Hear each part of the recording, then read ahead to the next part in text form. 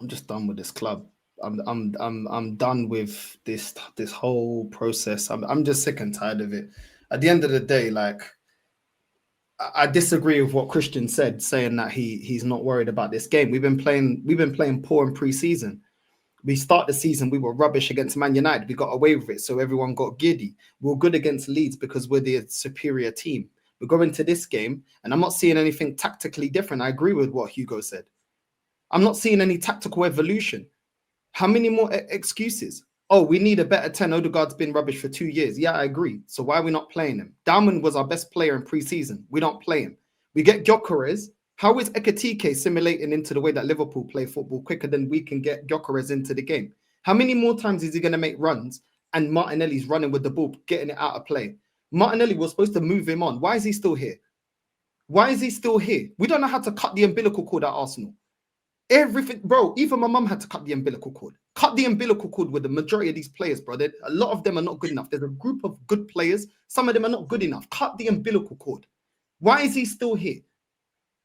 This midfield, I saw in pre-season, we were doing the double pivot of Norgard and Moreno, Norgard and flipping Zubimendi or Rice. It didn't work. Guess what? We played 3 DMs against Liverpool. What are we doing here? I'm not seeing anything different tactically at all.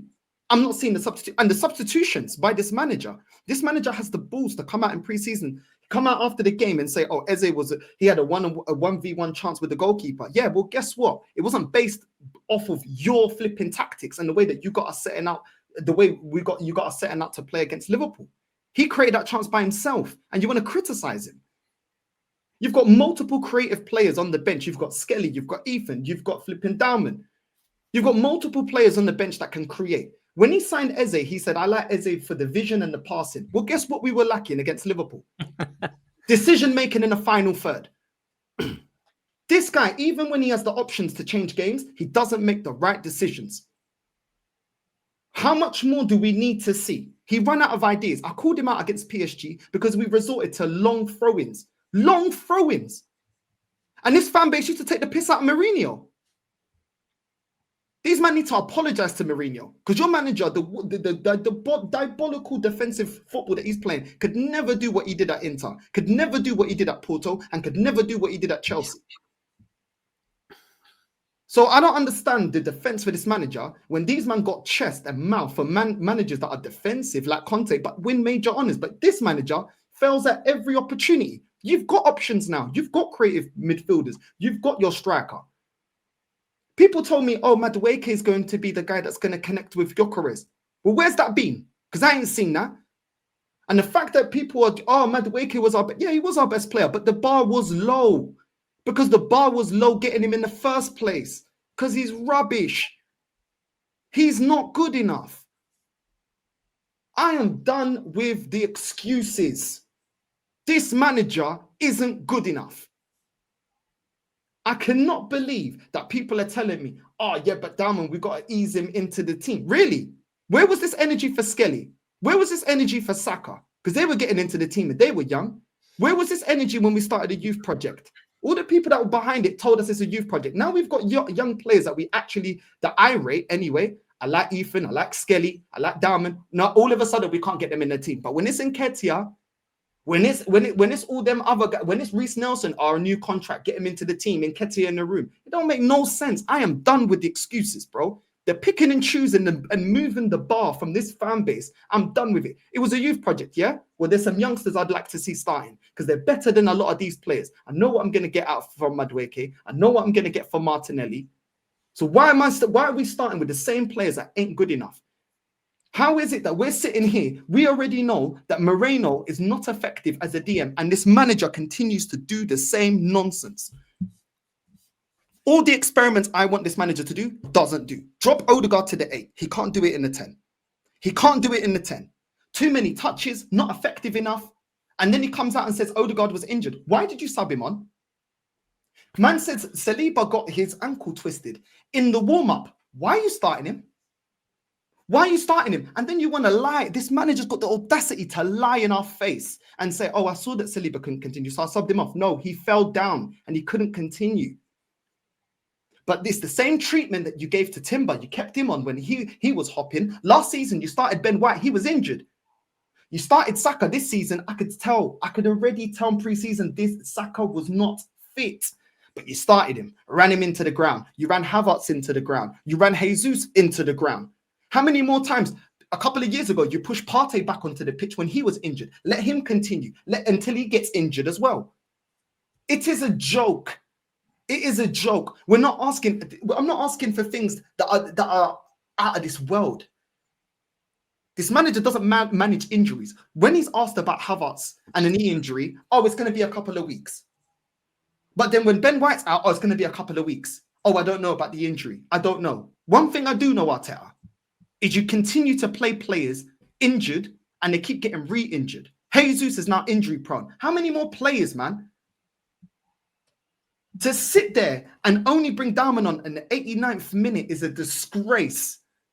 A disgrace. You've got Eze sat on the bench because you want to play Moreno in the 10. Are you stupid? He's insulting our intelligence. And the majority of this fan base just sit there and applaud this crap. It's irritating.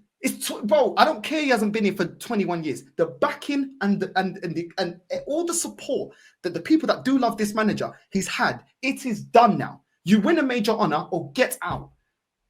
Get out. It's frustrating. And the reason I was pissed off because it happened on my birthday. And once again, Arsenal let me down on my birthday. They let me down every year. They let me down every year. Happy belated birthday, bro. And then, why are you angry? I'm angry because I'm sick and tired of it. That's why I'm angry about it. I ain't angry about anything else in my life. But this club, when people say, football's escapism, this club ain't escapism. This club is the reason of my misery. Because outside of football, I'm actually happy. Believe it or not. There's a life outside of football. This club don't bring me no flipping joy. But no, we have to continue with the process. Everything is wrong. The lineups have been atrocious. We have only played well in one game out of our first 3 games. That's a disgrace. The substitutions are too late. Once again, 70th minute. Last season, I was complaining because I was saying, why is Ethan, that is coming off the bench 10 minutes, 8 minutes, coming off the bench, scoring goals, affecting the game? He's only 10 minutes. What's happening? I said Diamond will get the same treatment. He's getting the exact same treatment. And anyone tells me that they can't start, well, they're all happy that Skelly was starting last season because now he got a call up to the national team. So why can't Ethan, that was effective last season, then a lot of these favourites that are getting minutes, like Martinelli, like Odegaard, why is he not starting?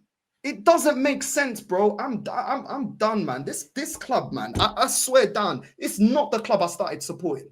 It's not the club, man. It's not the club I started supporting. And if people think this is a big club, then have big club standards and stop making excuses. I don't care about Liverpool's performance because they've actually got over the line, innit? That's the difference between them and us. They can do the pragmatic thing and then turn it up. They turn up in the crunch end of the season. So who cares how bad they played? They've got their trophies. Their process under Klopp, trophies. Their process under Slot, trophies. What have we got to show?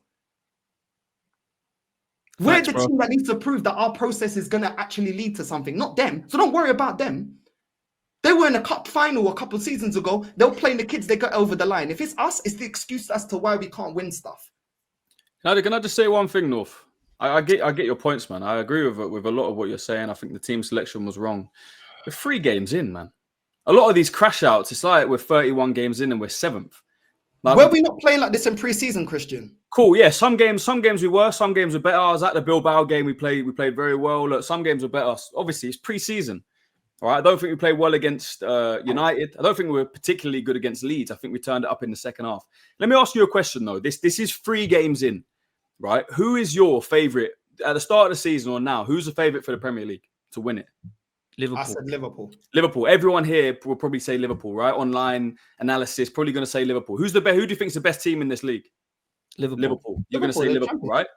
So do you not think after 3 games in, going away to Anfield, right, and being in a game where it comes down to the finest of margins, the reason we lost isn't a reason for a massive crash out after 3 games? I get it. You can criticize, right?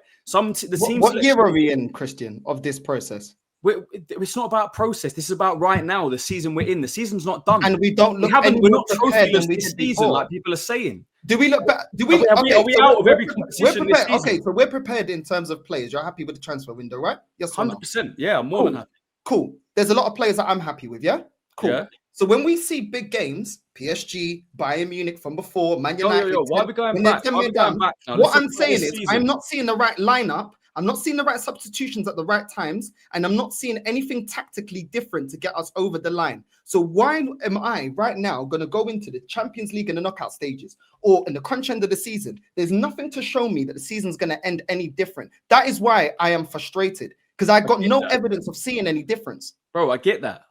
But do you not think in this game, I don't think there's another game this season that Arteta will be that cautious, right? I don't think Etihad away, right? When Eze's fully integrated into this team, hopefully when Saka's back, when, I don't think there's going to be another game where he plays that defensively, that, set up to control the game. This is the hardest game we're going to play. One sec, this is the hardest game we're going to play all season. Everyone here is saying they're the best team in the league. They're the favourites, right? So why is everyone crashing out like this? If that's the hardest game we're going to play and it came down to that fine margin, they've been crap. How is it all doom and gloom? Last few games, they've been crap. They were there for the taking, like they were. Why are they the favourites in your opinion then? A lot of people I see online saying they're shit, they've been crap, they can't defend. Why are people still saying they're favourites? Christian, they're transitioning. They weren't good against transitioning. They just won the league. They weren't good against £400 million in the transfer window. We had an opportunity. We weren't brave enough, bro. And let's just say, I think it was a 6-pointer, because if we had got those 3 points and put them on the back foot, it would have affected their psychology as well. And if we were that, and listen, people are happy with the transfer window. I'm not fully happy, bro. I think if we really, really wanted it, we should have fucking gone and got Isaac as well. Do you know what I mean? We've got one striker. If he gets injured now, Gyökeres, we're back to Mourinho up front. They've got Etitike, they've got Salah. Who else have they got? They've got another one, haven't they? Gakpo can play up there. Here you go. We don't have one striker. Let's stop it. Okay, who's our strikers then? Jesus is injured. Jesus is injured. Havertz is injured. Okay, so and you could also play Mikel Merino there. Okay. Are we going to win the league with fucking Mikel Merino, bro? Oh, come on, bro. No, you said we only have one striker, which is not mathematical. No, I'm saying if Gyökeres gets injured, Havertz is I can say the same thing about anybody. Jesus is not going to win us the league. I can honestly say the same thing about everybody. Let's not jump to this. No. If Isaac gets injured, they got Hugo Etitike and they got Mo Salah. If Van Dijk or Konate gets injured, they have Joe Gomez. Let's not do this. What's that? If Van Dijk or Konate gets injured, they have Joe Gomez also. Let's not. They've also got that Italian guy as well, who's pretty decent. Who? 19-year-old NBC. Yeah, but they've got him. But we're talking up front. No. But I'm saying everybody has issues. Let's just keep it on the game. Let's not get the hypotheticals about if this player gets injured, if that player gets injured. We're talking about mentality. We're talking about if we won. What mentality are you talking about? A 1-0 away at Anfield. We're worried about mentality now? We haven't won it. They won it last year and they've shown ambition. What are we talking about? We've shown ambition. January, we didn't buy anyone. Do you know what I mean? That was who did they buy in January? No, we didn't buy anyone in January. We had an opportunity in the Champions League. You're arguing they took the piss out of us, bro. They took the piss, bro. Stop going to the last few points that are relevant. I'm sorry. No, absolutely, bro. Last January, when we needed a striker, they didn't buy anyone else. We have to pay over $2,000 for a season ticket. Yeah, they took the piss out of us. Sure, they bought loads of people in the summer, but Liverpool bought much more than us and better quality than us. Why didn't we get Isaac? Would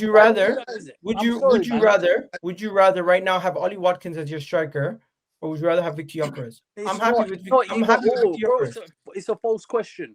I would have rather got Victor Gyökeres in January. We could have paid the money. He wasn't available in January. If you've got the money, the club that he was at has to be willing to sell. Right, if we put 150 million for Isaac in January, do you think we would have got him? Why are we talking about what ifs? Because you just asked me. If we would have beat Aston Villa a couple of years ago, we would have a league title right now. If we had got Isaac, we might have won the Champions League last season.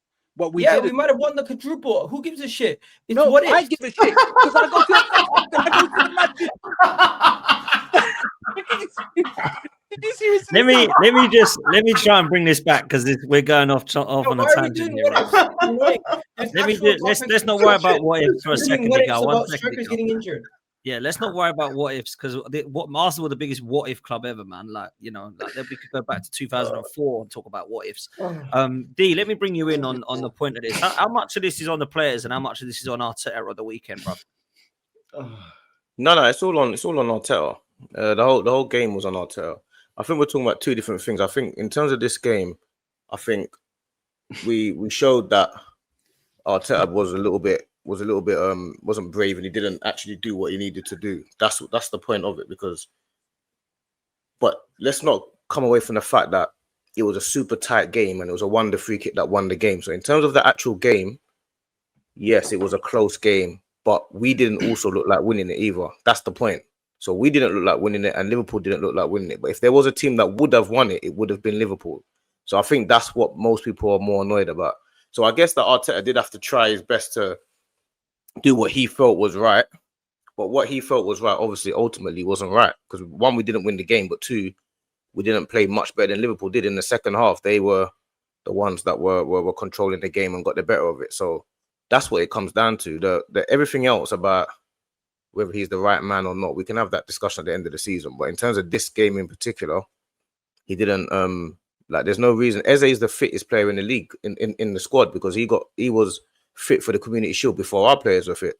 He's the only player in our team that constantly gives Liverpool problems every game. Like if you ask Liverpool fans, they'll tell you Eze is always a thorn in their side. So he had an ace card that he could have just used, but he decided to use Martinelli, which I think is the most frustrating thing because Martinelli we want sold, let alone playing on the pitch. So, and I think it would have been a completely different game if you had Martinelli. But this whole Dalman starting at Anfield, I think that's ludicrous as well. That's mental.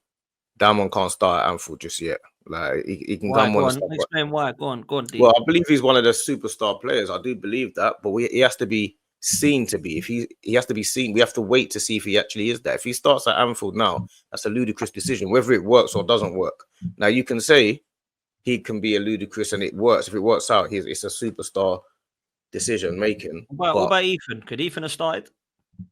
100%. Ethan potentially could have started. I still don't think that Ethan's mature enough to play in the middle in big games just yet, let alone in the small games. Every time I watch him play, I just feel like he's not quite mature enough. But the problem is that we didn't end up winning the game.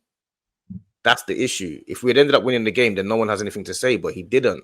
And that's the point. So I think you don't need to even go to Ethan or go to Dalman. You've got Eze that's on the bench. We don't even need to go to those guys. This guy's 27, one of the best players in the league. So we didn't even have to worry about Ethan or Dalman, really. We can just go straight to Eze, who's right there, and he chose not to play him. So I think that's the most frustrating thing because Eze is clearly and when he came on the pitch, he was our best player by a mile. So I was stunned when I see Marino, bro. I got to be honest. I see the team lineup. I looked at Marino and I thought, what are we doing?